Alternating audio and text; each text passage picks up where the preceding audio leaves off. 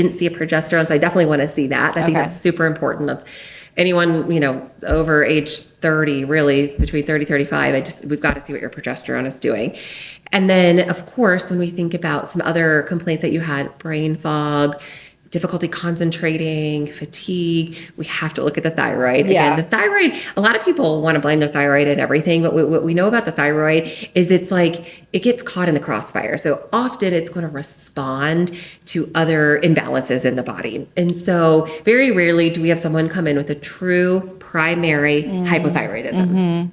But we see subclinical hypothyroidism all the time because they're overweight, they're insulin resistant, their hormones are out of whack, they don't sleep, they're anxious, and the thyroid is going to respond to all of that.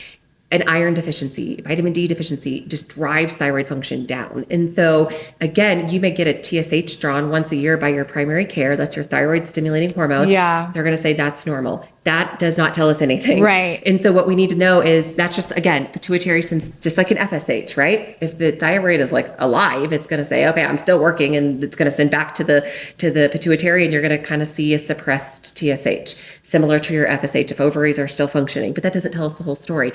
How much of those thyroid hormones are being used at a cellular level? Because your thyroid produces something called T4 or thyroxine. I like to call it like money in an IRA. Like great to have, you got to build that up, but it's not accessible. You can't use that in the afternoon when you're crashing at 3 o'clock and trying to get through the rest of the day. All that money is tied up. So what you need to take withdrawal, you need cash on hand. And that's that conversion from T4 into T3 and then into free T3. So free T3 is your cash, that's your debit card, that's your ability to go spend money. That happens.